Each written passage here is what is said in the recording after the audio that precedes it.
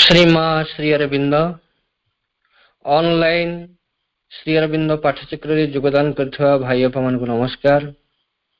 आज आलोच्य विषय जुग धर्म और स्वधर्म। जुग धर्म और स्वधर्म संपर्क में आलोचना करने निमंते राउरकेलार भवेश भाई भवेश चंद्र साहू को मु अनुरोध करुछि। भवेश भाई तंकर वक्तव्य प्रदान करंतु। करुणामयी माँ परम प्रभु श्री अरविंद यही भव्य कार्यक्रम ऑनलाइन पाठचक्र रे समस्त अपा भाई माने जो माने दीर्घ दिन धरी सम्मिलित अछंती। आज संचालक कमल लोचन भाई दुर्गा स्तोत्र पाठ करिसंती सुदूर महाराष्ट्र नारायण बद्री नारायण भाई एवं आम समस्त को माँ बही जे पढ़ी शुणाउथिले प्रतिमा अपा समस्त को मोर सादर अभिनंदन प्रणाम। कारण आमे समस्ते यही जरिया एक विशेष समय रे एक नूतन प्रकार मातृकर्म रे निजको सम्मिलित करिसंती एवं प्रत्यह किछि ना किछि एक संवेदनशील विषय पर निजर विचार को आमे मंथन करुछंती। आज जो विषयटी आमे निर्वाचित करिसंती आलोचना करिया पई जुग धर्म और स्वधर्म। आपण माने जानती जे धर्म एपरि गोटे जिनिस जहा आमे जन्म हवा मात्रे ही संपृक्त हो जाउछु। एपरिक दरकार पड़े मातृगर्भर जदि आपण एक निर्दिष्ट धर्मावलंबी मार गर्भर जन्म होचंती ताले स्वाभाविक भाव में जन्म तारीख दिन ही आपण गोटे धर्म को आवरी बसंती।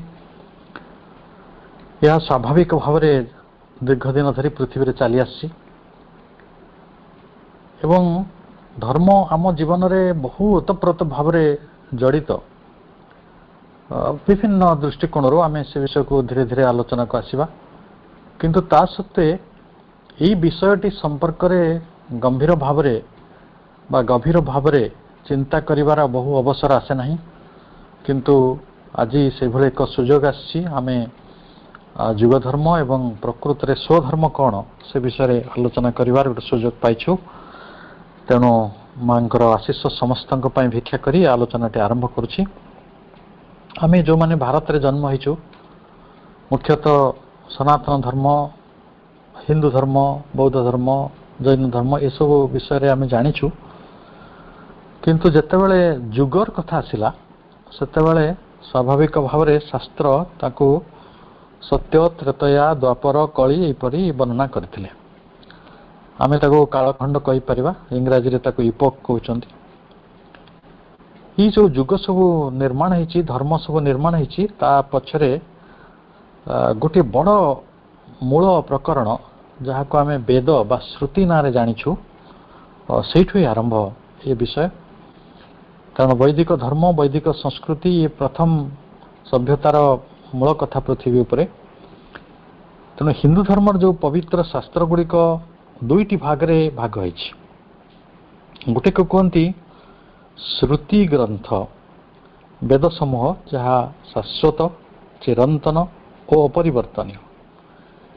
ताको आउ कई जने लेखक चाहिए किसी संस्करण परिवर्तन करें ना ता गोटे टाइमलेसनेस बा गोटे प्रकार इमोर्टालिटी को रिप्रेजेंट करुछि।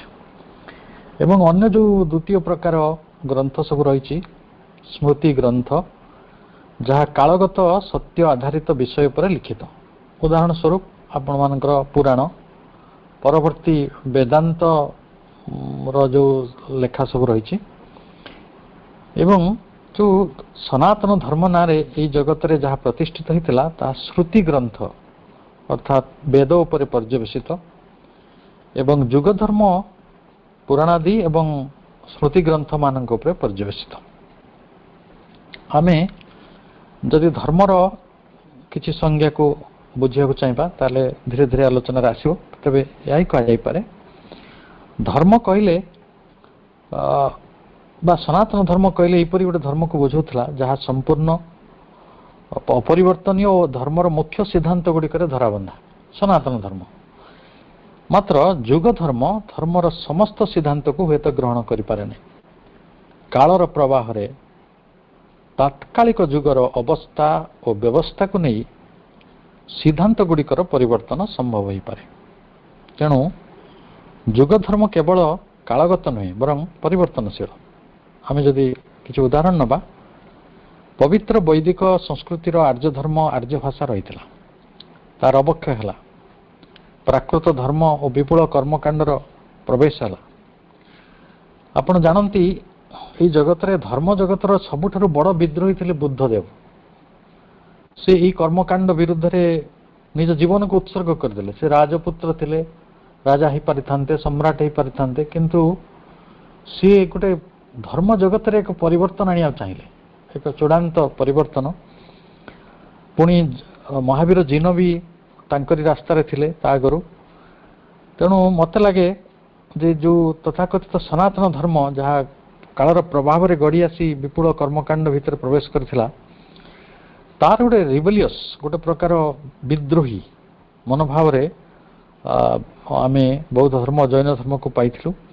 କିନ୍ତୁ ଦୁର୍ଭାଗ୍ୟତଃ ସେମାନେ ଜୈନ ଧର୍ମ ଦିଗମ୍ବର ଶ୍ୱେତାମ୍ବରରେ ଭାଗ ହୋଇଗଲା। କାଳର ପ୍ରଭାବ ଆସୁଛି। ବୌଦ୍ଧ ଧର୍ମ ମଧ୍ୟ ହୀନଯାନ ମହାଯାନ ପନ୍ଥା ନିର୍ମାଣ କଲା। ବୌଦ୍ଧ ଧର୍ମର ପରବର୍ତ୍ତୀ ହିନ୍ଦୁ ଧର୍ମଟି ପ୍ରକୃତ ସନାତନ ଧର୍ମ ନୁହେଁ, କାରଣ ଏଥିରେ ବୈଦିକ ବିଚାର ରହିଲା, କିନ୍ତୁ ବୌଦ୍ଧ ସଂସ୍କୃତିର ଗୋଟେ ମିଳାମିଶା ରୂପ ବି ଆସିଗଲା। କିନ୍ତୁ ତା ପୂର୍ବରୁ ଯଦି ଆମେ ଯାହାକୁ ସନାତନ ଧର୍ମ କହୁଛୁ ତା ଉପରେ ଚିନ୍ତା କରନ୍ତୁ ଗଭୀର ଭାବରେ, ଯେ ସେ ଯୁଗ ଗୁଡ଼ିକରେ ମଧ୍ୟ ବିଭିନ୍ନ ପ୍ରକାର ତତ୍ତ୍ୱକୁ ନେଇ ଏ ଧର୍ମଟି ବୈଷ୍ଣବ, ଶାକ୍ତ ଯେଉଁମାନେ ଶକ୍ତି ପୂଜକ, ଶୈବ ଯେଉଁମାନେ ଶିବଙ୍କୁ ପୂଜା କରନ୍ତି, ସେମାନଙ୍କ ମଧ୍ୟରେ ସିଦ୍ଧାନ୍ତ ସବୁ ପରିବର୍ତ୍ତନ ହେଇଛି ଏବଂ ସେମାନଙ୍କ ଭିତରେ ଯୁଦ୍ଧ ବି ହେଇଛି। ଆପଣ ଦେଖିବେ ଆମେ ଯେଉଁ କଥା ପିଲାକାଳେ ପଢ଼ୁଥିଲେ ପ୍ରହ୍ଲାଦ ହିରଣ୍ୟକଶ୍ୟପ କଥା, ମୋତେ ବେଳେବେଳେ ଲାଗେ ହିରଣ୍ୟକଶ୍ୟପ ଥିଲେ ଶୈବ ଏବଂ ପ୍ରହ୍ଲାଦ ଥିଲେ ବୈଷ୍ଣବ, ବିଷ୍ଣୁଙ୍କୁ ଭଲ ପାଉଥିଲେ। ତେଣୁ ସେଇ ଯେଉଁ ସଂଘର୍ଷଟି ଗୋଟେ ମାନେ ଦୁଇଟି ତନ୍ତ୍ର ଭିତରେ, ଦୁଇଟି ଧର୍ମ ବ୍ୟବସ୍ଥା ଭିତରେ ଯୁଗ ଧର୍ମ ଉପରେ ଲଢ଼େଇ। ତେଣୁ ଯୁଗ ଅନୁସାରେ ସିଦ୍ଧାନ୍ତ ବଦଳିଛି। ନାନକ ଶିଖ ଧର୍ମର ପ୍ରତିଷ୍ଠା କରିଛନ୍ତି, ଭକ୍ତି ଆନ୍ଦୋଳନ ପରେ ଆସିଛି, କବୀର, ମୀରାବାଇ, ଶ୍ରୀ ଚୈତନ୍ୟମାନଙ୍କ ଦ୍ୱାରା। ଇସଲାମ ଖ୍ରୀଷ୍ଟିଆନ ଧର୍ମର ପ୍ରାଧାନ୍ୟ ବୃଦ୍ଧି ହୋଇଛି ଏବଂ ତାର ମଧ୍ୟ କିଛି ଶାଖା ପ୍ରଶାଖା ଯେମିତିକି ସତ୍ୟପୀର, ସୁଫି, ବାହାଇ, ନିରଙ୍କରୀ ଏଭଳି ଧର୍ମ ଆନ୍ଦୋଳନ ମଧ୍ୟ ଯୁଗ ଧର୍ମ ରୂପେ ଉଭା ହେଇଛି। ଗବେଷକମାନେ ଯୁଗ ଧର୍ମର ଯେଉଁ ପାରାମିଟର ଅଛି, ଯେଉଁ ଦିଗ ରହିଛି, ସବୁ ବିଭାବର ରହିଛି, ତାକୁ କହୁଛନ୍ତି ଯେ ମୂଳତଃ ତା ହେଉଛି ଗୋଟେ ସୋସିଆଲ ଇଣ୍ଟ୍ରାକ୍ସନ୍ ଦ୍ୱାରା, ସାମାଜିକ ବିଧି ବ୍ୟବସ୍ଥା ଦ୍ୱାରା, ସାମାଜିକ ଚଳଣି ଦ୍ୱାରା, ସାମାଜିକ ଚିନ୍ତନ ଦ୍ୱାରା ସେଇଟା ନିର୍ମାଣ ହେଉଥିଲା। ଆଉ ତାର ମୂଳ ବିଭାବ ଯେଉଁଟାକୁ ଆମେ ଆସ୍ପେକ୍ଟ କହିପାରିବା ସେଇଟା ହେଉଛି ଲ, ଏଥିକ୍ସ, ଏଟିକେଟ୍। ତାକୁ ଓଡ଼ିଆରେ କହିଲେ ବିଧି, ନୀତିଶାସ୍ତ୍ର ଓ ସଂସ୍କାର। ଏହି ସମସ୍ତ ବିଷୟ ଯାହା ମଣିଷର ଲିଭିଂକୁ, ତାର ଯେଉଁ ବଞ୍ଚିବାଟିକୁ ଯିଏ ସରଳ କରୁଥିଲା, ସହଜ କରୁଥିଲା, ତାକୁ ଯୁକ୍ତିସିଦ୍ଧ ଲାଗୁଥିଲା, ସେଇ ବାଟରେ ସେମାନେ ଚାଲିଗଲେ। ସ୍ୱାମୀ ବିବେକାନନ୍ଦ ତାଙ୍କର ଗୋଟେ ବକ୍ତବ୍ୟରେ କହିଥିଲେ, the one set is that which abides forever, being built upon the nature of man, the nature of soul, and soul's relation to God, the nature of God, perfection and so on. गोटे सिद्धांत जहाँ ब्रह्मांड विज्ञान, अनंतता ଆଉ ଗୋଟେ ଚକ୍ରୀୟ procession ଯୋଉଟାକୁ ସାଇକ୍ଲିକାଲ procession ବୋଲି ସେ କହୁଥିଲେ, ଏଇ ବାଟରେ ୟୁନିଭର୍ସାଲ ଗୋଟେ ବୈଶ୍ୱିକ ବା ସାର୍ବଜନୀନ ବିଷୟକୁ ନେଇ ଚାଲି ଯାଇଛି। ଅନ୍ୟଟି ଗୋଟେ ମାଇନର ଲଜ୍କୁ ନେଇକି ଅନେକ ସମୟରେ ବିଦ୍ରୋହ ଯେଭଳି ଆମେ କଥା କହୁଥିଲେ, ହୁଏତ ପୁରାଣ ସ୍ମୃତି ଏସବୁ ନେଇକି ତିଆରି ହେଇଛି ସେ ଯାହା କହୁଛନ୍ତି। ଆମେ ଗୌଡ଼ୀୟ ବୈଷ୍ଣବ ମାନେ କଳି ଯୁଗରେ କହୁଛନ୍ତି ଯେ ଯୁଗ ଧର୍ମରଟା ହେଉଛି ଏଇଟା।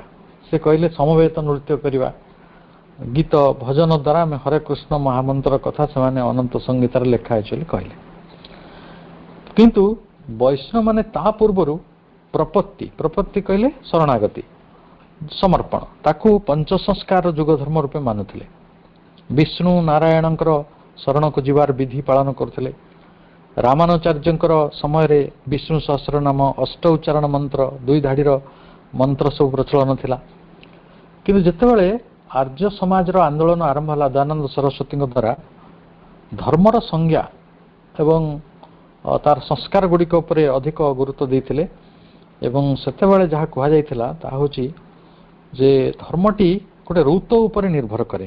ଋତ କହିଲେ ଯାହା ଜୀବନ ଓ ବିଶ୍ୱକୁ ନିର୍ମାଣ କରି ତାର ସଞ୍ଚାଳନ କରୁଛି ସେଇଭଳି ଏକ ସତ୍ୟକୁ ସନ୍ଧାନ କରିବା, ତାକୁ ଜାଣିବା, ସେଥିରେ ମନୁଷ୍ୟର କର୍ମ, ମନୁଷ୍ୟର ଅଧିକାର, ତାର ବିଧି, ତାର ବ୍ୟବହାର, ତାର ଗୁଣ ଏବଂ ସର୍ବୋପରି the right way of living, ଭଲ ଭାବରେ ବଞ୍ଚିବାର ପଦ୍ଧତି, ଏଇଟାକୁ ହିଁ ଧର୍ମ କୁହାଯାଇଥିଲା। କିନ୍ତୁ ବୁଦ୍ଧିଷ୍ଟ ମାନେ ଧର୍ମର ସଂଜ୍ଞାକୁ ବଦଳିଲେ। ସେ କହିଲେ cosmic law and order is applied to the teaching of Buddha. Buddha ଯାହା କହିଛନ୍ତି ନା ନିର୍ଣ୍ଣୟ କରିଛନ୍ତି, ଅହିଂସା, ସତ୍ୟ, ଯାହା ଯାହା ଆସ୍ତେୟ, ଯାହା ଯାହା ତାଙ୍କର ବୁଦ୍ଧିଷ୍ଟ ଫିଲୋସଫି ଆମେ ଅଳ୍ପ ବହୁତ ଜାଣିଛେ, ତ ସେଗୁଡ଼ିକୁ ବୁଦ୍ଧିଷ୍ଟ ମାନେ ଧର୍ମ ବୋଲି କହିଲେ। ଏବଂ ଜିନ ସମ୍ପ୍ରଦାୟରେ ଜୈନ ଧର୍ମରେ ତୀର୍ଥଙ୍କର 24 ତୀର୍ଥଙ୍କର ଥିଲେ, ସେମାନେ ଅନେକ ଶିକ୍ଷା ଦେଇଥିଲେ, ଟିଚିଂସ୍ ଅଫ୍ ତୀର୍ଥଙ୍କର। ଆଉ ତାରି ଭିତରୁ ସେମାନେ ଚାହୁଁଥିଲେ ଶରୀର କିଭଳି ଭାବରେ ପ୍ୟୁରିଫାଏ ହେବ, purification and moral transformation of human being. କେବଳ ଯେଉଁ ମୋରାଲ ଟ୍ରାନ୍ସଫର୍ମେସନ୍ର କଥା ଜୈନିଜିମ୍ରେ କୁହାଯାଇଥିଲା। ପରବର୍ତ୍ତୀ ସମୟରେ ଶିଖିଜିମ୍, ଯେଉଁଟା ଶିଖ ଧର୍ମ ମାନକଙ୍କ ଦ୍ୱାରା ପ୍ରତିଷ୍ଠିତ ହେଲା, ସେଟା the path of righteousness and proper religious practice. ଏହି ବାଟରେ ଆମେ ଯୁଗ ଧର୍ମ ଉପରେ ସାମାନ୍ୟ ଗୋଟେ ସୂଚନା ପାଇଲେ। କିନ୍ତୁ ଯେତେବେଳେ ଶ୍ରୀ ଅରବିନ୍ଦଙ୍କ ଯୁଗ ଆସୁଛି, ଯେତେବେଳେ ଶ୍ରୀ ଅରବିନ୍ଦଙ୍କ ଆବିର୍ଭାବ ହେଉଛି ପୃଥିବୀରେ, ତ ଚେତନା ଜଗତରେ ଗୋଟେ ବିଶାଳ ପରିବର୍ତ୍ତନ ହେଇଛି ଏବଂ ସିଏ ତାକୁ ବହୁ ଦୃଷ୍ଟିରୁ ଧର୍ମକୁ ତାର ପ୍ରସ୍ ଆଣ୍ଡ କନ୍ ସବୁ ଦିଗକୁ ଫ୍ରମ୍ ମେନି ଡାଇମେନସନ୍ସ ତାକୁ ଚିନ୍ତା କରିଛନ୍ତି ଏବଂ ତାକୁ ଗୋଟେ ନୂଆ ରୂପ ଦେବାକୁ ଚେଷ୍ଟା କରିଛନ୍ତି। ଆମେ ମୁଖ୍ୟତଃ ଆଲୋଚନାଟାକୁ ସେଇ ଦିଗକୁ ନେବା ଯେଉଁଠି ଶ୍ରୀ ଅରବିନ୍ଦନ୍ ଫିଲୋସଫି ବା ଶ୍ରୀ ଅରବିନ୍ଦଙ୍କର ଦର୍ଶନ, ତାଙ୍କର ଶବ୍ଦ ଗୁଡ଼ିକ ଆମକୁ ଖୁବ୍ ପ୍ରଭାବିତ କରିବ। ତେବେ ତା ପୂର୍ବରୁ ଆମେ ଏକଥା ଜାଣୁ ଯେ ଧର୍ମ କହିଲେ ଯେ ଧର୍ମଟା ତିଆରି କେମିତି ହେଲା, କ'ଣ ପାଇଁ ଧର୍ମଟା ଦରକାର ପଡ଼ୁଥିଲା ମଣିଷକୁ। ମୁଁ ନିରାକାର ଭାଇଙ୍କର ଗୋଟେ ଚମତ୍କାର କଥା ନ କହିଲେ ଭଲ ଲାଗିବନି, କହିବା ଉଚିତ। ତାଙ୍କୁ ଜଣେ ପ୍ରଶ୍ନ ପଚାରିଲେ ଥରେ ଯେ ଧର୍ମ ଗୁଡ଼ିକ ଆଜି ତାରିଖରେ ଆମକୁ ଦରକାର ପଡ଼ୁଛି କି ଦରକାର ପଡ଼ୁନି। ସେ କହିଲେ ହଁ, ଦିନେ ଦରକାର ଥିଲା କିନ୍ତୁ ଆଜି ଦରକାର ନାହିଁ। କାହିଁକି ନାହିଁ ସେ ବିଷୟରେ ଆମେ ଆଲୋଚନା କରିବା। ତେବେ ଖାଲି ବୁଝନ୍ତୁ, ସେ ଗୋଟେ ଭଲ ଉଦାହରଣ ଦେଲେ। କହିଲେ ଯେ ଗୋଟେ ଘର ତିଆରି ପାଇଁ ଆପଣ ବଲି ବ୍ୟବହାର କରୁଛନ୍ତି ଛାତ ପକାଇବା ପାଇଁ। ଛାତ ପଡ଼ି ସାରିବା ପରେ ଆଉ ବଲିର କିଛି ଆବଶ୍ୟକତା ନାହିଁ। ଯେଉଁ ତଳେ ଯେଉଁ ସପୋର୍ଟ ଦେଉଛେ ଆମେ ବାଉଁଶ ଦ୍ୱାରା, କାଠ ଦ୍ୱାରା, ତାକୁ ବଲି କୁହନ୍ତି। ତେଣୁ ଯଦି ବଲିଟା ଆମେ ରଖିବା ତାହେଲେ ତ ଘର ତିଆରି କାହିଁ କରିଥିଲା, ଆମେ ଘରର ସ୍ୱାଚ୍ଛନ୍ଦ୍ୟତା ହରାଇ ବସିବା। କେତେ ଚମତ୍କାର ଗୋଟେ ଉଦାହରଣ ଦେଖନ୍ତୁ। ତେଣୁ ମନୁଷ୍ୟଟି ଯୁଗେ ଯୁଗେ ନିଜର ଧରାବନ୍ଧା ଗୋଟେ ନୀତିଦିନିଆ ଜୀବନ ବଞ୍ଚେ, ତାର ସୁଖ ଦୁଃଖ ବିଷାଦ ଆନନ୍ଦ ଭୋଗେ, କିନ୍ତୁ ସବୁବେଳେ ମଣିଷ ତାଠାରୁ ଗୋଟେ ଅଧିକ କିଛି ଖୋଜିଛି, ଚାହିଁଛି ମାନେ ସେ ଦେଖେ ଯେଉଁ ଜୀବନ ସେ ବଞ୍ଚୁଛି, ଯେଉଁ ସ୍ଥୂଳ ଜୀବନଟି, ଯେଉଁ ନୀତିଦିନିଆ ଧରାବନ୍ଧା ଜୀବନଟି, ତା ଭିତରୁ ତାର ଗୋଟେ ପରିପୂର୍ଣ୍ଣତାର ଭାବ ଆସୁନାହିଁ। ସୁଖ କିଛି ମିଳୁଛି, କିଛି ଆନନ୍ଦ ଅଛି, କିଛି ବିଷାଦ ଅଛି, କିଛି ସଙ୍କଟ ଅଛି, କିଛି ଆନନ୍ଦ ବି ଅଛି, ସବୁ ମିଶିକି ସେ ଦେଖୁଛି ସି ୱାଣ୍ଟସ୍ ମୋର୍, ସେ ଆଉ କିଛି ଚାହୁଁଛି। ଏପରି କିଛି ସେ ଚାହୁଁଛି ଯେଉଁଟା ଶାଶ୍ୱତ ହେଇଥିବ, ସ୍ଥାୟୀ ହେଇଥିବ। ତେଣୁ ଆପଣ ବୁଦ୍ଧଙ୍କର ପ୍ରକରଣକୁ ବି ମନେ ପକାଇ ପାରନ୍ତି। ବୁଦ୍ଧ ଯେଉଁ କାରଣରୁ ହିଁ ତାଙ୍କ ରାଜପଦ ଛାଡ଼ି ଦେଇଥିଲେ, ସେ ଗୋଟେ ଅନ୍ୱେଷାରେ ଚାଲିଗଲେ। ମଣିଷ ବି ସେଭଳି ଗୋଟେ ଅନ୍ୱେଷା କରେ। ଏଇ ଅନ୍ୱେଷା ଭିତରୁ ଗୋଟେ ଶାଶ୍ୱତ ଖୋଜିବାର, ଚିରନ୍ତନ ସତ୍ୟକୁ ଖୋଜିବାର ଗୋଟେ ଅନ୍ୱେଷା ଭିତରୁ ସିଏ ମନ୍ଦିର ଗଢ଼ିଛି, ମଠ ଗଢ଼ିଛି, ଚର୍ଚ୍ଚ ଗଢ଼ିଛି, ଗିର୍ଜା ଗଢ଼ିଛି, ମସଜିଦ୍। ସେ ଖାଲି ଭାରତରେ ଧର୍ମ ତ ତିଆରି ହେଇନି, ଯଦିଓ ମୁଖ୍ୟ ଧର୍ମ ଗୋଟେ ଭାରତରେ ତିଆରି ହେଇଛି, ବିଦେଶରେ ବି, ୟୁରୋପରେ ବି, ଅନ୍ୟାନ୍ୟ ଦେଶମାନଙ୍କରେ ବି ଧର୍ମର ଛୋଟ ବଡ଼ ଏମିତି ହେଇକି ବହୁ ଧର୍ମ, କନଫ୍ୟୁସିୟସଙ୍କ ପର୍ଯ୍ୟନ୍ତ ବି, ଲାଓତ୍ସେଙ୍କ ପର୍ଯ୍ୟନ୍ତ ବି ସେମାନେ ସବୁ ଧର୍ମ ଗଢ଼ିଛନ୍ତି। ତେଣୁ ଯଦି ଧର୍ମ ଗଢ଼ିଛି, ତଥାକଥିତ ଧର୍ମ ତା ଜୀବନକୁ ନିଶ୍ଚୟ ନୂତନତ୍ୱ ଆଣିଛି, କିନ୍ତୁ ସେଇ ନୂତନତ୍ୱ ମଧ୍ୟ ଚିରସ୍ଥାୟୀ ହେଇନାହିଁ। କାଳକ୍ରମେ ଅନେକ ରୀତିନୀତି, ଧର୍ମାନୁଷ୍ଠାନ, ବିଧି, ପରମ୍ପରା ଏଥିସହ ଯୋଡ଼ି ହୋଇଯାଇଛି। ମଣିଷ ଭଳି, ମଣିଷର ତ ନିଶ୍ଚୟ ତାର ମନକୁ ନେଇ ସେ ବଞ୍ଚେ। ଆଉ ତାର ସମ୍ବେଗ ଆବେଗ ଗୁଡକୁ ନେଇକି ବଞ୍ଚେ ଏବଂ ସେ ଆବେଗର ଗୋଟେ ସମ୍ବେଗମୟ ଆବେଗ ଯୋଉ ସବୁବେଳେ ଆବେଗର ଗୋଟେ ମୋମେଣ୍ଟମ ଥିବ ଗୋଟେ ଫୋର୍ସ ଥିବ ତଥା ଭାବନା ପ୍ରଧାନର ଯୋଉ ଜୀବର ବିବିଧ କ୍ରିୟାଶୀଳତାରେ ଆବଦ୍ଧ ଧର୍ମ ବହୁ ବିପର୍ଯ୍ୟୟ ଓ ଅଜ୍ଞାନତାର ଜନକ ହେଇଛି। ଆପଣ ଦେଖିବେ ଆଜି ଲୋକେ ଧର୍ମକୁ ଦାୟୀ କଲେଣି ଯେ ଆମ ଅନଗ୍ରସରତା ପାଇଁ ଧର୍ମ ଦାୟୀ। ଆଜିର ପରିସ୍ଥିତି ଆପଣ ଦେଖିଦିଅନ୍ତୁ ବର୍ତ୍ତମାନ ଲୋକେ ସ୍କୁଲ କଲେଜ ଖୋଲିଲେ ବରଂ ଚିନ୍ତା କରିବେନି ଯଦି ଆପଣ ମନ୍ଦିର ଖୋଲିଦେବେ ଲୋକେ ବଡ ବିରୋଧ କରୁଛନ୍ତି ଏଇ ଯୋଉ କରୋନା ପିରିୟଡରେ ଯାହା ହେଇଛି। ଅର୍ଥାତ୍ ମଣିଷ ଭଳି ଯୋଉ ବିପର୍ଯ୍ୟୟ ଯେତେବେଳେ ମଣିଷ ତା ଭିତରେ ପଡିଲା ଧର୍ମ ନାଁରେ ଏଠି ଗୋଟେ କଥା ପ୍ରାସଙ୍ଗିକ କହିବାକୁ ଆମ ଦେଶର ପୂର୍ବତନ ରାଷ୍ଟ୍ରପତି ଏପିଜେ ଅବଦୁଲ କାଲାମ ମୁଁ ତାଙ୍କ ବ୍ୟକ୍ତିତ୍ୱଟିକୁ ବହୁତ ଭଲ ପାଏ ଏଥିପାଇଁ ଯେ ସିଏ ଜଣେ ପ୍ରକୃତ ଧର୍ମକୁ ବୁଝିଥିବା ମଣିଷ ଯିଏ ଲାଇଫ ଡିଭାଇନ ବହିକୁ ସବୁବେଳେ ପାଖରେ ରଖୁଥିଲେ ଯେ ଭଗବତ ଗୀତାକୁ ମୁଖସ୍ଥ କରିଥିଲେ।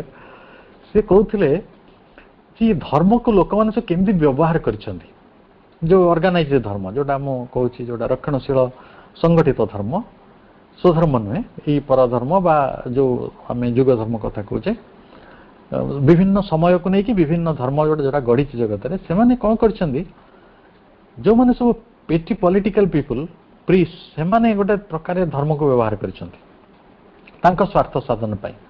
ଲୋକଙ୍କ ଭିତରେ ଅଜ୍ଞାନତା ରହୁ ସେମାନଙ୍କ ଭିତରେ ଅନ୍ଧବିଶ୍ୱାସ ଥାଉ ସେମାନେ ଦୁଃଖରେ ପଡନ୍ତୁ ଆଉ ସେ ଦୁଃଖକୁ ସମାଧାନ କରିବା ପାଇଁ ମନ୍ଦିରକୁ ଆସନ୍ତୁ ଏଇଭଳି ଗୋଟେ ଭାବନା ଭିତରେ ସେ ଗୋଟେ ଚକ୍ରାନ୍ତ ଭିତରେ ଧର୍ମ ପଡିଯାଇଛି। ଏବଂ ଦେଖିବେ ଆପଣ ଧର୍ମ ବିଦ୍ୱେଷ ଏଇ ଧର୍ମ ବିଦ୍ୱେଷ ହିଁ ରାଜନୀତି ହଉଛି।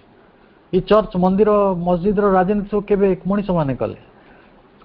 ଅବଦୁଲ କାଲାମ ତାଙ୍କୁ କହୁଥିଲେ ଦିଜ୍ ଆର୍ ପେଟି ପିପୁଲ ମାନେ ଭାରି କ୍ଷୁଦ୍ର ମଣିଷ। These people use religion as a tool of ହେଟ୍ରେଡ।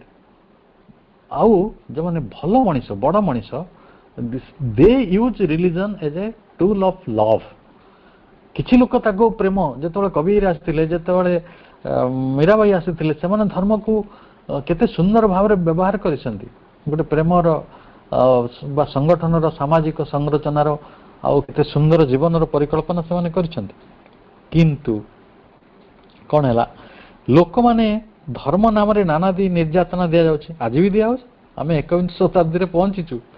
Shri ଅରବିନ୍ଦଙ୍କର ଆବିର୍ଭାବର ଆଜି ଏତେ ବର୍ଷ ପରେ ମଧ୍ୟ ଲୋକେ ଧର୍ମ ନାଁରେ ନାନାଦି ନିର୍ଯାତନା ଦଉଛନ୍ତି। କିଏ କାହାକୁ ପୋଡ଼ି ଦେଲାଣି କିଏ କାହାକୁ ମାରିଦେଲାଣି ଏଇ ଯୋଉ ଆମେ ଲାଇଞ୍ଚିଂ କହୁଛୁ। ତେଣୁ ପୁଣି ଯୁଦ୍ଧ ଓ ସଂଘର୍ଷ ଆପଣ ଦେଖିବେ ପଲିଟିକାଲ ଯେତେ ୱାର ହେଇଛି ୱାର୍ଲଡରେ ଏଇ 5000 ବର୍ଷର ମଣିଷର ଯୋଉ ଐତିହାସିକ ଯେତିକି ରିପୋର୍ଟ କରିଛନ୍ତି 5000 ବର୍ଷ ଭିତରେ ଏଇ 5000 ବର୍ଷ ଭିତରେ 3500 ଯୁଦ୍ଧ ଲଢା ହେଲାଣି 3500। ଏବେ ସବୁଗୁଡ଼ିକ ଧର୍ମ ବିଦ୍ୱେଷ ଭିତରେ ଜନ୍ମ ନେଇଛି ଗୋଟେ ଏଥିକାଲ କନଫ୍ଲିକ୍ଟ। ସେଇ ତଥାକଥିତ ଧର୍ମ ଗୁଡ଼ିକ ବିଶ୍ୱାସକୁ ସତ୍ୟ ଅପେକ୍ଷା ବେଶୀ ଗୁରୁତ୍ୱ ଦେଇଛନ୍ତି। ତାଙ୍କ ସମସ୍ୟା ସେଇଠି ସେମାନେ ସତ୍ୟ ଉପରେ ବେଶୀ ଗୁରୁତ୍ୱ ଦେଉନାହାନ୍ତି ସେମାନେ ଗୁରୁତ୍ୱ ଦେଉଛନ୍ତି ବିଶ୍ୱାସ। ଧରନ୍ତୁ ଆମେ କହିବା ଯେ ଏଇଠି ଶ୍ରୀରାମ ଜନ୍ମ ହେଇଥିଲେ ତ ସେଟା କେତେଟା ବିଶ୍ୱାସର କଥା ତାକୁ ପ୍ରମାଣ କରିବା ଭାରି କଷ୍ଟ ସତ୍ୟ ଆଣିହେବନି। ତେଣୁ ଅନୁଭୂତି ଅପେକ୍ଷା ସିଦ୍ଧାନ୍ତ ଗୁଡ଼ିକ ସେଠି ମୁଖ୍ୟ ହୋଇଯାଏ। ବିଶ୍ୱାସଟି ସତ୍ୟଠାରୁ ଅଧିକ ଚୂଡ଼ାନ୍ତ ହେଲେ ମଣିଷ ଗୋଟେ ପ୍ରକାର ମିଛ ଆଶ୍ୱସ୍ତି ସାମୂହିକ ସୁଖବୋଧ ଓ ଆପାତତଃ ଗୋଟେ ଆପାତ ଯୋଉଟା ଆପାରେଣ୍ଟ ସେ ଶାଶ୍ୱତ ବୋଧଟା ରିଅଲ ନୁହେଁ ଗୋଟେ ଆପାରେଣ୍ଟ ଏଟର୍ନିଟି ଭିତରେ ସେ ଥାଏ। ଆଉ ଯେତେ ପର୍ଯ୍ୟନ୍ତ ତାର ସେ ଯୋଉ ବିଶ୍ୱାସ ବ୍ୟବସ୍ଥା ଯାହାକୁ ଆମେ କହୁଛୁ ବିଲିଫ ସିଷ୍ଟମ ରୁ ଏଇଟାକୁ ମିଳୁଥିବ ସେତେ ପର୍ଯ୍ୟନ୍ତ ସେ ବିଶ୍ୱାସଟିକୁ ଜାବୁଡ଼ି ଧରି ସୁଖ ପାଏ। ଦେଖନ୍ତୁ ସେମାନେ ଗୋଟେ ଭାରି ବଢିଆ କଥାଟେ ଶିଖେଇ ଦିଅନ୍ତି ମଣିଷକୁ। ସେ କହନ୍ତି ଯେ ଆମ ଧର୍ମଟା ଆଉ ସର୍ବୋତ୍ତମ ଯେହେତୁ ମୁଁ ଗୋଟେ ସର୍ବୋତ୍ତମ ଧର୍ମରେ ଜନ୍ମ ହେଇ ପଡ଼ିଛି ମୁଁ ନିଜକୁ ଭାରି ଏଲିଭେଟେଡ ଫିଲ୍ କରେ ଏବଂ ଏଇ ଯୋଉ ଉଚ୍ଚକିତ ଭାବନା ମୋ ଭିତରେ ଥାଏ ସେଇଟା ମତେ ବଞ୍ଚିବାରେ ବହୁତ ସାହାଯ୍ୟ କରେ ଅବଶ୍ୟ। କିନ୍ତୁ ମୋ ଅହଙ୍କାରକୁ ଏତେ ପରିମାଣରେ ବଢେଇକି ରଖିଥାଏ ଯେ ଧର୍ମ କହିଲେ କଣ ମୁଁ ତାର କିଛି କୂଳ କିନାରା ପାଏ ନାହିଁ। ମୁଁ ତାରି ଭିତରେ ହଜି ଯାଇଥାଏ ମୁଁ କିଛି ଖୋଜି ପାଏ ନାହିଁ। ମାତ୍ର ଆମେ ଏଠି ଖୋଜିବାକୁ ଆସିଛୁ ଆମେ ଖୋଜୁଛୁ ସେଇ ମୋର୍ଟାଲିଟିକୁ ଆମେ ଖୋଜୁଛୁ ଈଶ୍ୱରଙ୍କୁ ଆମେ ଖୋଜୁଛୁ ଅମରତ୍ୱକୁ ଆମେ ଖୋଜୁଛୁ ସେଇ ମୁକ୍ତିକୁ ପରମ ମୁକ୍ତିକୁ ଆଉ ପରମ ଜ୍ଞାନକୁ।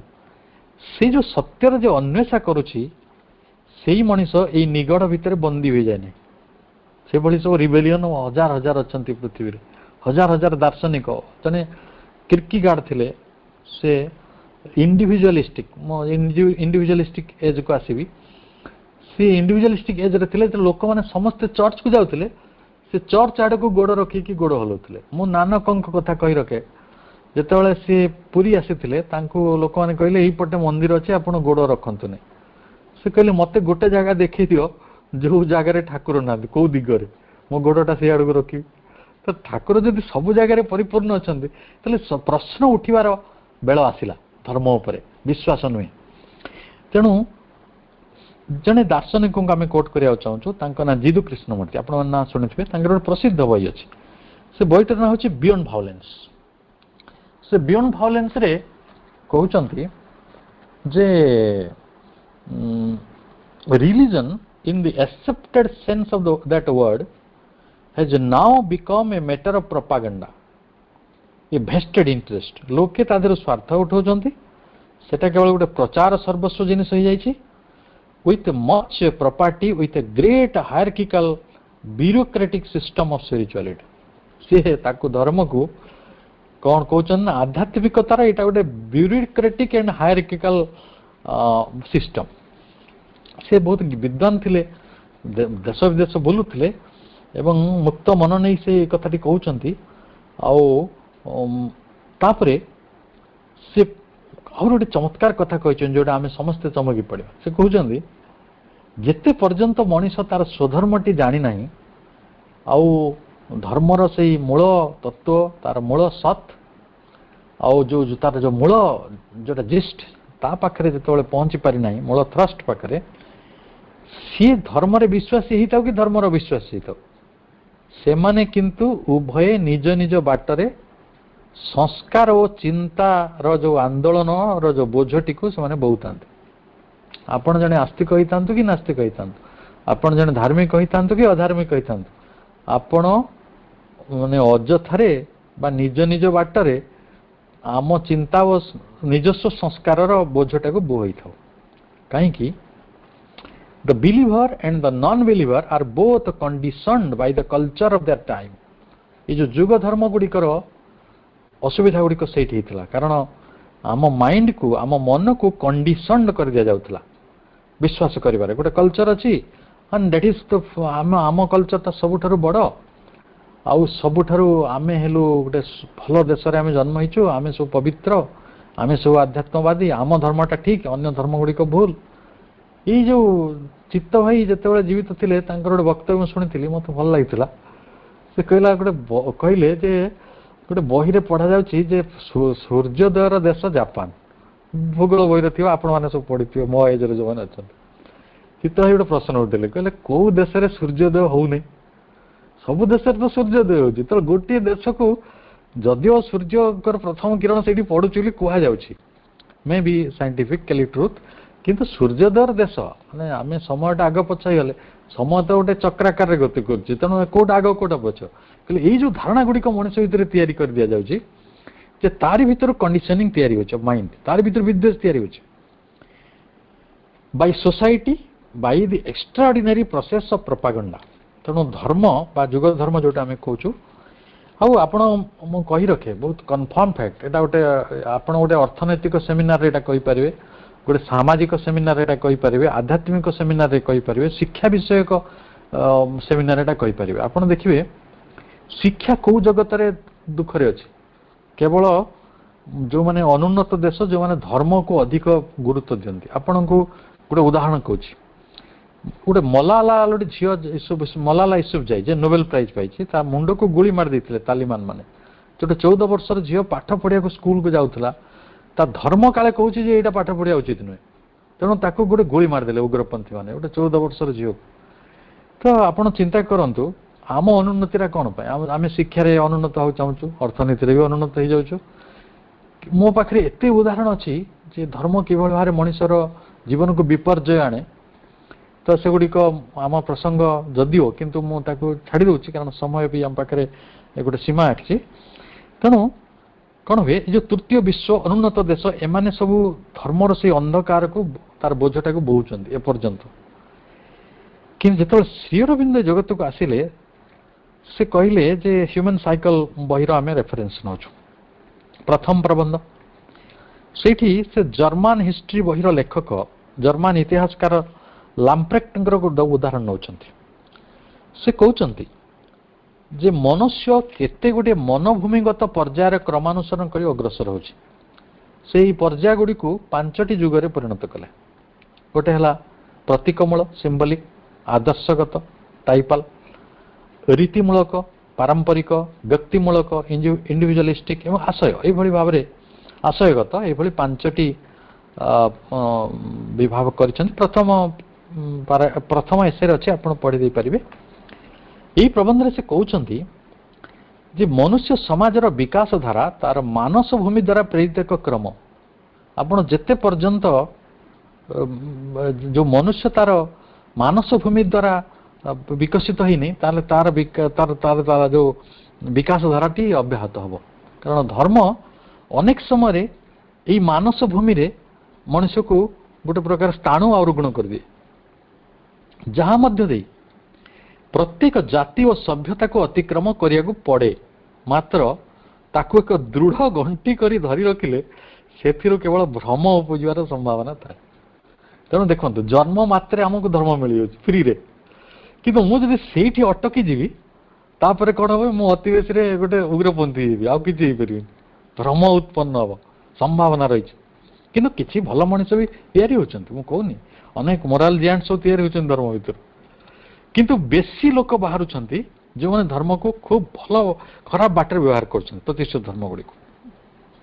ତେଣୁ ମନୁଷ୍ୟର ପ୍ରଥମକାଳୀନ ଯୁଗରେ ଯେଉଁ ଆମେ ଯଦି ଫାଷ୍ଟ ଯେଉଁ ଡନ୍, ଯେଉଁ ସିଭିଲାଇଜେସନର ଡନ୍, ଯେଉଁଟା ପ୍ରତ୍ୟୁଷ କାଳ, ସେଠି ଦେଖିବା ଯେ ମନୁଷ୍ୟର ସାମାଜିକ, ଅର୍ଥନୈତିକ ଓ ରାଜନୈତିକ ଜୀବନଟି ଯାହା ହୋଇଥାଉ ନା କାହିଁକି, ସେହି ସମୟର ବିଚାର ଭାବନା ଅତିମାତ୍ରାରେ ପ୍ରତୀକଧର୍ମୀ ମନୋଦୃଷ୍ଟି ଦ୍ୱାରା ନିୟନ୍ତ୍ରିତ ହେଉଛି। ଏହାର ଅର୍ଥ ସମାଜର ଏହି ପର୍ଯ୍ୟାୟ ନିରତ ଧର୍ମାନୁସିକ୍ତ ହୋଇ ରହିଛି। ଆପଣ ଆର୍ଯ୍ୟ ଧର୍ମ ଯେତେବେଳେ ପ୍ରତିଷ୍ଠିତ ଥିଲା, ଯେତେବେଳେ ବୈଦିକ ଧର୍ମ, ଯେଉଁଟା ଆମେ ବେଦର ଧର୍ମ, ଆପଣ ସେଇ ଦିନକୁ ଭାବନ୍ତୁ। ସେମାନେ କେବଳ ତାଙ୍କ ଜୀବନଟି କେବଳ ଋଷିମାନେ ଯଜ୍ଞ କରୁଥିଲେ, ଯଜ୍ଞ ନିମନ୍ତେ ବିବାହ କରୁଥିଲେ, କାରଣ ସେ ସହଧର୍ମିଣୀ ହେଇକି ତାଙ୍କୁ ଯଜ୍ଞରେ ସାହାଯ୍ୟ କରିବ। ଏବଂ ସମଗ୍ର ଜୀବନଟି ଗୋଟେ ଧାର୍ମିକ ପରିବେଶ ଦ୍ୱାରା ପ୍ରଭାବିତ ହେଉଥିଲା, ଯେଉଁଥିପାଇଁ ସେ କହୁଥିଲେ ଧର୍ମାନୁସିକ୍ତ ହୋଇ ରହିଛି। ଏବଂ ଧର୍ମ ଜୀବନରେ ଅତି ସକ୍ରିୟ ଭାବରେ କଳ୍ପନା ପ୍ରବଣ ହୋଇଛି। ରାଜାମାନେ ବି ସେଇ ଋଷିମାନଙ୍କ ପାଖକୁ ଯାଉଥିଲେ, ସାଧାରଣ ଲୋକ ବି ସେଇ ଋଷିମାନଙ୍କ ପାଖକୁ ଯାଉଥିଲେ, ଯେଉଁମାନେ ଏହାକୁ କହୁଛନ୍ତି ଯେ ସେ ପ୍ରତୀକବାଦ ବା ସମ୍ବୋଧି ପ୍ରେରିତ ଧର୍ମାନୁଭବ ଭିତରେ ଏକ ପ୍ରକୃତିଗତ ସଂଗତି ସେମାନେ ସବୁ ରକ୍ଷା କରିଥିଲେ। ପ୍ରକୃତି କହିଲେ ଆମେ ଏଠି ବର୍ଷା ହେଉଛି, ଅଗ୍ନି ଅଛି, ବାୟୁ ଅଛି, ତାକୁ ସବୁ ପ୍ରତୀକ କରିକି ସେମାନେ ବଞ୍ଚୁଥିଲେ, ଗୋଟେ ଦେବତାର ନାଁ ଦେଉଥିଲେ। ଆଉ ସେଇଟା ସବୁଠାରୁ ଚମତ୍କାର ଶବ୍ଦ ବ୍ୟବହାର ହେଇଛି, ସେଟା ହେଉଛି ସମ୍ବୋଧି ପ୍ରେରିତ। They were guided by wisdom, they were guided by the intuition, ଯେଉଁଟା ନିଜ ଭିତର ବୋଧି, ସମ୍ବୋଧି ପ୍ରେରିତ। ଅର୍ଥାତ୍ ଯେତେବେଳେ ବୁଦ୍ଧିଧର୍ମୀ ମଣିଷ ଆସୁଛି, ଜନ୍ମ ନେଉଛି ପୃଥିବୀରେ, ବିଜ୍ଞାନର ଯୁଗ ଆସୁଛି, ଧୀରେ ଧୀରେ ଲୋକେ ବ୍ୟକ୍ତିଗତ ଯେଉଁ ବ୍ୟକ୍ତିବାଦର ଯୁଗ ବି ଆସୁଛି, ବ୍ୟକ୍ତିମୂଳ ଯୁଗ, ସେଇଠି ତାର ହେଉଛି ମସ୍ତିଷ୍କର ଯେଉଁ ଚିନ୍ତାଟି ମୂଳ, ସେଠି ଧର୍ମ ଆଉ ମୂଳ ନୁହେଁ। ସେତେବେଳେ ସେ ଧର୍ମଟାର ଅନେକ କଥାକୁ ସନ୍ଦେହ କରୁଛି ଯେ ସତରେ କ'ଣ ଆମେ ଯେଉଁ ଯଜ୍ଞ କରୁଛେ, ଯେଉଁ ଦ୍ରବ୍ୟ ଯଜ୍ଞ, ଘିଅ ଆହୁତି ଦେଉଛେ, ସମିଧ ଆଣୁଛେ, ତାରି ଭିତରେ ଆମ ଜୀବନର ସବୁ ସଂସ୍କାର ବା ସବୁ ସମୁନ୍ନତି ରହିଛି। ଆମେ କ'ଣ ପ୍ରକୃତରେ ବିଜ୍ଞାନାଗାରକୁ ଯିବା ନାହିଁ? ଆମେ କ'ଣ ମ୍ୟାଟର ଭିତରେ ଯେଉଁ ସତ୍ୟଟା ଲୁଚି ରହିଛି ତାକୁ ଖୋଜିବା ନାହିଁ? କି ଆମ ଜୀବନ ଭିତରେ ଯେଉଁ ବିରାଟ ସମ୍ଭାବନା ରହିଛି ତାକୁ ଖୋଜିବା ନାହିଁ? ତେଣୁ ସେମାନେ ପ୍ରଶ୍ନ ପଚାରିଲେ। ମସ୍ତିଷ୍କର ଅନୁଶୀଳନ ଦ୍ୱାରା ସତ୍ୟର ନିରୂପଣ ସେମାନେ ବାହାରିଲେ କରିବା ପାଇଁ। ତାପରେ ଗୋଟେ ବ୍ୟକ୍ତିଧର୍ମୀ ସମାଜ ଲାଗି ପ୍ରସ୍ତୁତି ହେଲା। ଏଇ ଯେଉଁ ମନସ୍ତାତ୍ତ୍ୱିକ ପର୍ଯ୍ୟାୟର କାଳରେ ସ୍ୱଧର୍ମର ଚିନ୍ତାର ଅଭ୍ୟୁଦୟ ହୋଇଛି। ଆପଣଙ୍କୁ କହି ରଖେ, ସ୍ୱଧର୍ମ ଶବ୍ଦ ଆମେ ଯେଉଁ ମୂଳତଃ ଯେଉଁଠୁ ପାଉଛୁ ସେଟା ହେଉଛି ଭଗବତ ଗୀତା। ଶ୍ରୀକୃଷ୍ଣ ସେଇଭଳି ଜଣେ ସମ୍ବେଦୀ ମଣିଷ ଥିଲେ, ଯିଏ ସମସ୍ତ ତାଙ୍କ ଅଧ୍ୟୟନ ଏତେ ରିଚ୍ ଥିଲା, ଯେଉଁଥିରେ ସେ ସମସ୍ତ ଉପନିଷଦ ଗୁଡ଼ିକୁ ଅଧ୍ୟୟନ କଲା ପରେ ତାର ସାରାଂଶ ଭାବରେ ଭଗବତ ଗୀତାକୁ ଦେଇଛନ୍ତି।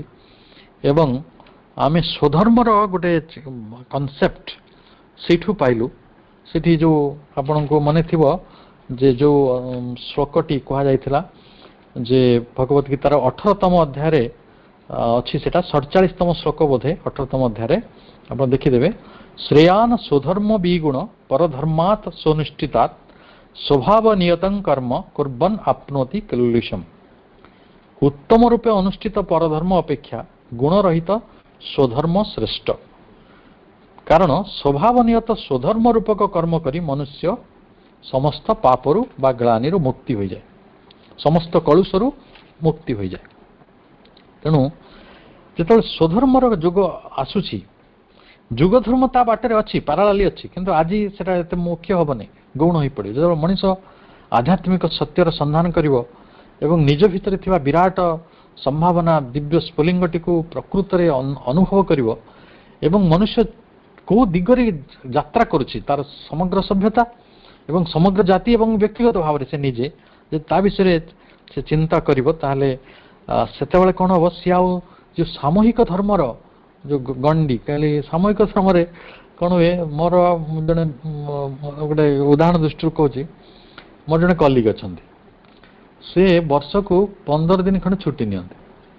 ମୁଁ ତାଙ୍କୁ 15 ଦିନ କ'ଣ ସବୁବେଳେ କାହିଁ ଛୁଟି ନେଉଛନ୍ତି? ନା ମୁଁ ଯାଉଛି କୁମ୍ଭ ମେଳା। ସବୁ ଆଜିକାଲି କୁମ୍ଭ ତ 12 ବର୍ଷରେ ଥରେ ହେଉଥିଲା, ଏବେ ସବୁ ସାଇଡ୍ ଲାଇନ୍ରେ କୁମ୍ଭ ହେଉଛି ପଇସା ରୋଜଗାର କରିବା ପାଇଁ। ଆପଣ କୁମ୍ଭ ଯଦି କେବେ ଯାଇଥିବେ, ମୁଁ ଆଲୋଚନା କରୁନାହିଁ, କାରଣ ଧାର୍ମିକ ଆଲୋଚନା କଲେ ବହୁତ ସମୟରେ ବିବାଦ ତିଆରି ହବାର ସମ୍ଭାବନା ଅଛି। ଗୋଟେ ନଡ଼ାରେ ଘର କରିଦେଇଥିବେ, ତମ୍ବୁ ପକାଇ ଦେଇଥିବେ, ଦେଖିବାକୁ 600 ଟଙ୍କା ଭଡ଼ା ନେଇଯାଉଛି। ଆପଣ ଯଦି ତାକୁ ଦେଖିବେ, ତାର ପଇସାର ହିସାବ କରିବେ। ଗୋଟେ ଉଜ୍ଜୟିନୀରେ ହେଉଥିଲା, ତାର ମୁଁ ଅବଲ୍ଲାକ୍ରମେ ତାର ହିସାବ କରୁଥିଲି କ'ଣ ପଇସା।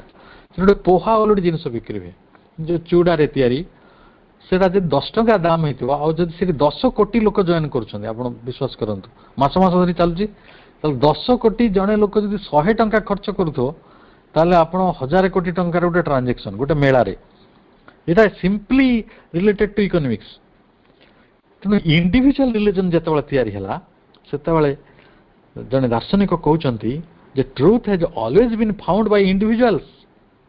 ବୁଦ୍ଧ ଜଣେ ଇଣ୍ଡିଭିଜୁଆଲ ଥିଲେ, ମହାବୀର ଜଣେ ଇଣ୍ଡିଭିଜୁଆଲ ଥିଲେ, ଜେସସ୍ ଜଣେ ଇଣ୍ଡିଭିଜୁଆଲ ଥିଲେ, ଜଣେ ବ୍ୟକ୍ତି ଥିଲେ। ସେମାନେ ଇଣ୍ଡିଭିଜୁଆଲ ସିକର୍ସ, ସେମାନେ କୋଉଠି ସାମୂହିକ ଭାବରେ ବସିକି ତାକୁ ଖୋଜି ନାହାନ୍ତି। ଶ୍ରୀ ଅରବିନ୍ଦ ଇଣ୍ଡିଭିଜୁଆଲ ସିକର, କିନ୍ତୁ ପରବର୍ତ୍ତୀ ସମୟରେ ତାଙ୍କୁ କେନ୍ଦ୍ର କରିକି ଅର୍ଗାନାଇଜ ରିଲିଜନ ତିଆରି ହେଲା।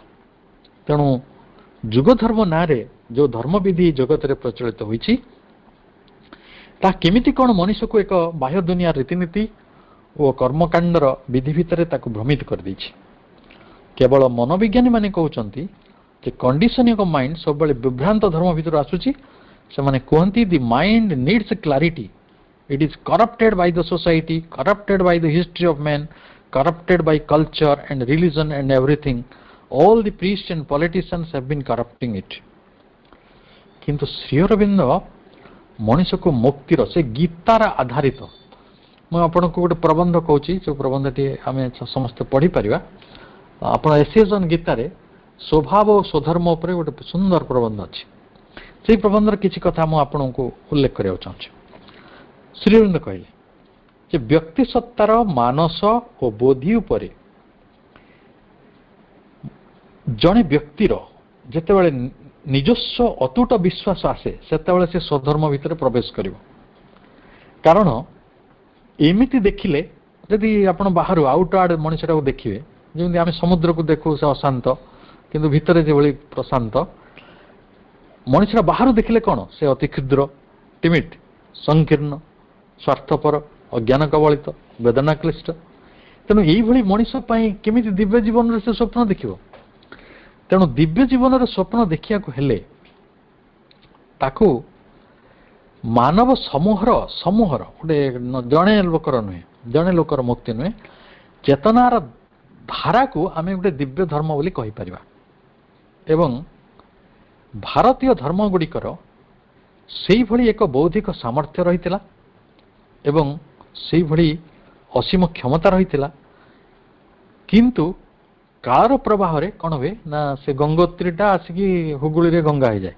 ଗଙ୍ଗୋତ୍ରୀର ଯେଉଁ ପବିତ୍ରତା, ସେ କାଳ ଧର୍ମରେ ବା ଯୁଗ ଧର୍ମରେ ଗତି କଲେ, କିଛି ବାଟ ଗତି କଲା ପରେ ଆପଣଙ୍କର ହୁଗୁଳିର ଗଙ୍ଗା ହେଇଯିବ।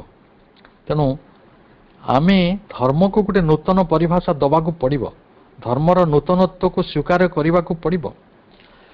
ଏବଂ ଶ୍ରୀ ଅରବିନ୍ଦ ଯାହା ବାଣୀ ଦେଇଛନ୍ତି ଶୁଣନ୍ତୁ, do not belong to the past dawns but the noons of the future. ଆମେ ଭବିଷ୍ୟତକୁ ରେ ବଞ୍ଚିବାକୁ ଆସୁଛେ, ଭବିଷ୍ୟତକୁ ଦେଖିବାକୁ ଆସିଛେ। ଆମେ ଅତୀତର ସେ ଧର୍ମବାଦୀ ରକ୍ଷଣବାଦୀ ମଣିଷମାନଙ୍କ ଭଳି ବାଇଆ ପାଗଳ ହେଇକି ତାଙ୍କ ପଛରେ ଯିବାନି। ତେଣୁ ଯେତେବେଳେ ସ୍ୱଧର୍ମର ମାର୍ମିକ ଆଲୋଚନା ଆସିଥିଲା ଏ ଜଗତକୁ, ସେ କହୁଥିଲେ ଯେ ପ୍ରକୃତି ମନୁଷ୍ୟକୁ ତିନୋଟି ଗୁଣ ଦେଇଛି।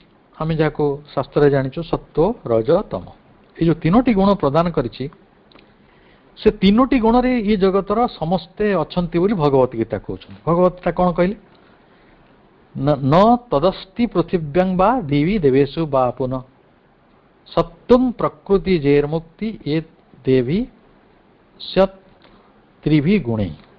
ପୃଥିବୀରେ ବା ସ୍ୱର୍ଗର ଦେବତାମାନଙ୍କ ମଧ୍ୟରେ ଏପରି କୌଣସି ସତ୍ୟା ନାହିଁ ଯିଏ ପ୍ରକୃତି ଜାତ ଏଇ ତିନି ଗୁଣରୁ ମୁକ୍ତ।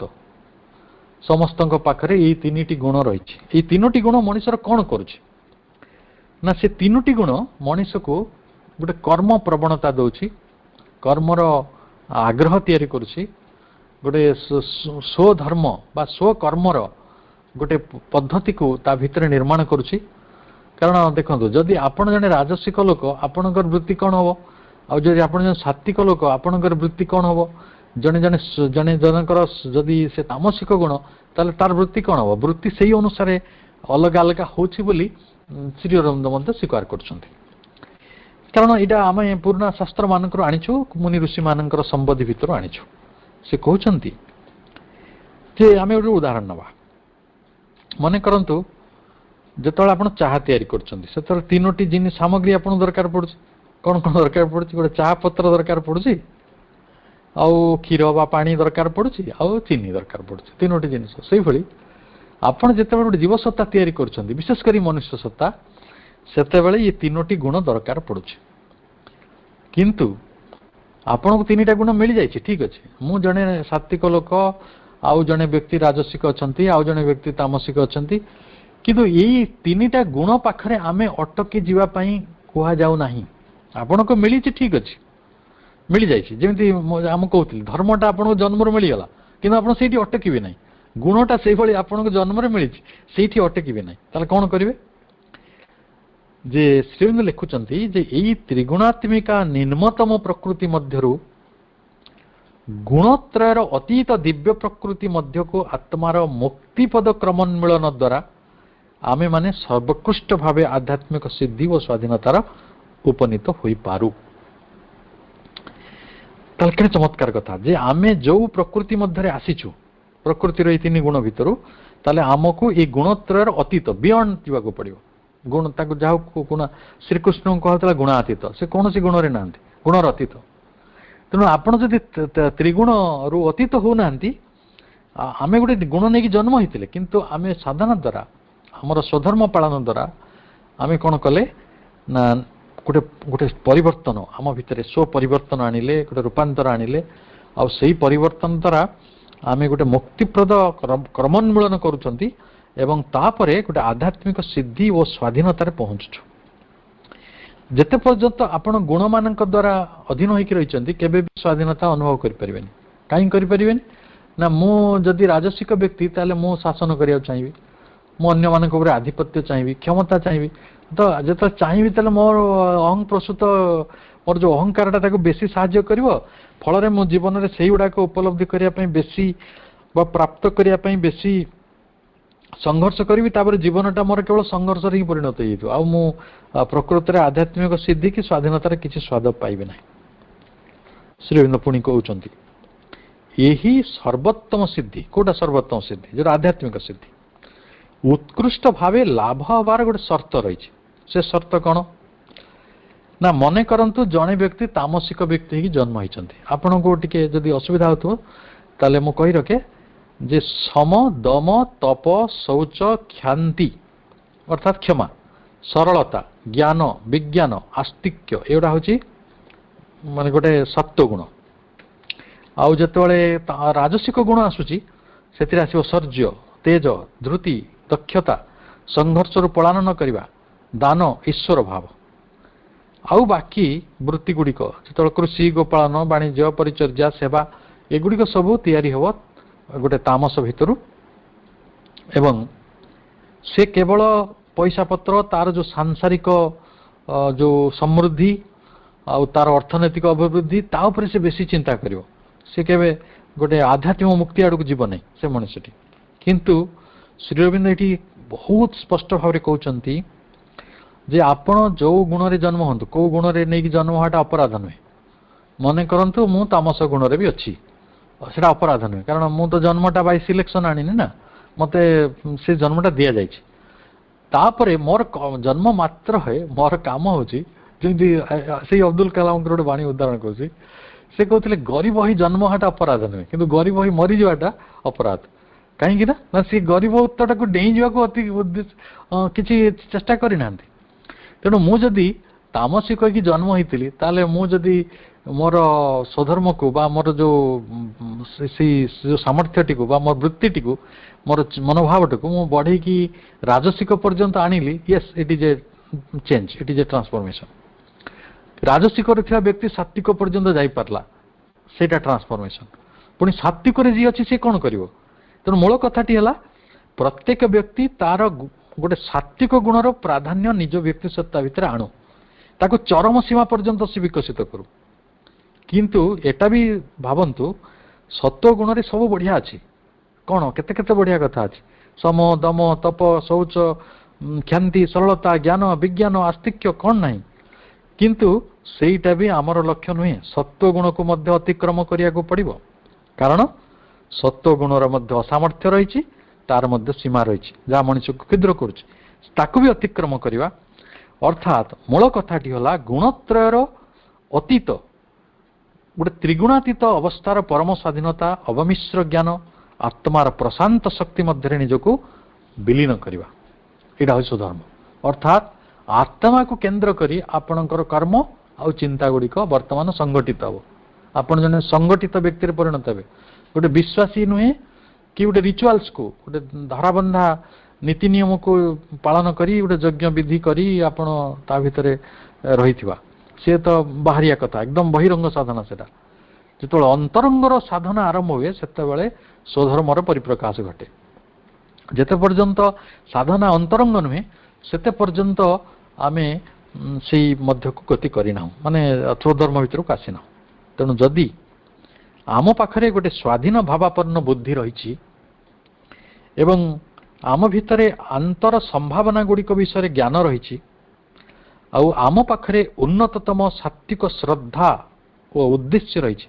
जमी कहुला श्रद्धावान लभते ज्ञान तत्परे संयतेन्द्रिय अर्थात जदि आम पाखरे उद्देश्य देखंतु माँ जिते साइंस ऑफ लिविंग कथा कहले से उद्देश्य पर गुरुत्व देले तेणु जो व्यक्ति ता निज जीवनर उद्देश्य को जानी से कौन करिवो ना निज सत्ता को रूपांतर रे साहाय्य करिवो से भगवत कथा कहु जड़े व्यक्ति से निजर शत्रु और निजर बंधु मध्य जदि से निज को उत्तरित पथरे नौछि विवर्तन रे साहाय्य करुछि और जदि से रूपांतर निज को साहाय्य करुछि निजे निजर बंधु और जदि साहाय्य करू नहीं से निजे निजर शत्रु से श्लोक गुड़िक निर्दिष्ट भाव रही तेणु से रूपांतर जितेबाला हम आपड़ जो सात्विक श्रद्धा गोटे उन्नतर गोटे संभावना आड़ को चलीजे से रूपांतर गुड़िक द्वारा यथार्थ सत्तार सम्यक ज्ञान अध्यात्म आत्मज्ञान रे परिणत हम सब मुझे शुणी बहु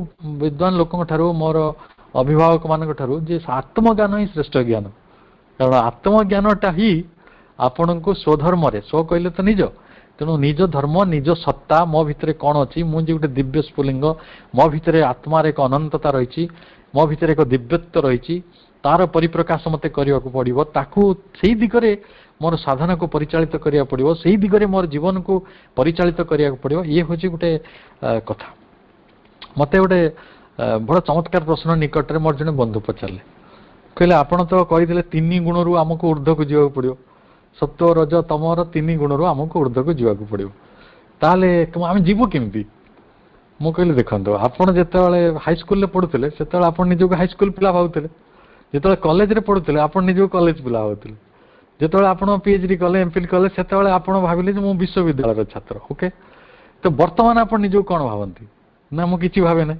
ଗୋଟିଏ ଧାରାରେ ମୁଁ ଅଷ୍ଟମ ଶ୍ରେଣୀରେ ପଢୁଥିଲି, ମୁଁ ସେଇ ମଣିଷ +2ରେ ପଢୁଥିଲି, ସେଇ ମଣିଷ +3ରେ ପଢୁଥିଲି, ସେଇ ମଣିଷ ପିଜିରେ ପଢୁଥିଲି। ଯେତେବେଳେ ମୁଁ ଗ୍ରାଜୁଏସନରେ ଥିଲି ସେତେବେଳେ ଫାର୍ଷ୍ଟ ଇୟର ସେକେଣ୍ଡ ଇୟରରେ ଯୋଉ ପିଟାପିଟି ହୁଏ ସେଥିରେ ବି ମୁଁ ଭାଗ ନେଇଛି। କାହିଁକି ନା ଫାର୍ଷ୍ଟ ଇୟର ପିଲାଙ୍କୁ କଣ ସେକେଣ୍ଡ ଇୟର ପିଲାମାନେ ଗାଳି ଦେବେ?